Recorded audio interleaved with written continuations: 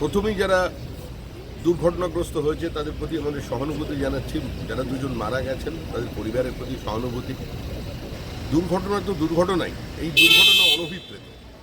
সরকার এর ওপরে কঠোর দৃষ্টি রাখছে, কিন্তু আজকে যারা সমালোচনা করছেন দুর্ঘটনা নিয়ে মনে রাখতে হবে সেই মমতা বন্দ্যোপাধ্যায়ই এই পুরো রেলটাকে আইসিইউতে ঢুকিয়ে দিয়ে চলে গিয়েছিলেন।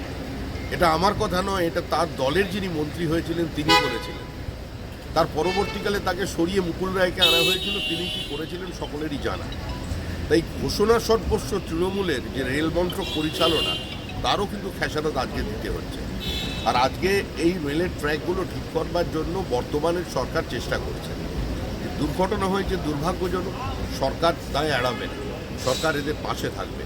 কিন্তু ভারতীয় রেল ব্যবস্থার আধুনিকীকরণের জন্য, রেলওয়ে ট্র্যাকের পরিবর্তনের জন্য এবং সর্বোপরি রেলের নিরাপত্তার জন্য এই সরকার বদ্ধপরিকর। কে কি বলছে আমার জানা নেই, আমি প্রথমে যা বলেছি এখনও তাই বলছি, এবং এটাই পার্টি স্ট্যান্ড যে বাংলা ভাগ করবার আগে ডক্টর শ্যামাপ্রসাদ মুখার্জির ছবিটা পশ্চিমবঙ্গ পার্টি অফিস থেকে দেশের সর্বত্র পার্টি অফিস থেকে নামিয়ে দিতে হবে।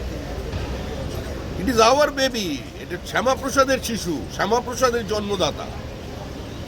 এনসি চ্যাটার্জি, সুনীতি কুমার চ্যাটার্জি, মেঘনাথ শাহ, রমেশচন্দ্র মজুমদার, নদিয়ার রানী জ্যোতির্ময়ী, এত মানুষের আত্মত্যাগ, তাদের সংগ্রাম, তাদের সংঘর্ষ, এতগুলো রক্তের হোলি হয়ে গেছিল সেদিন।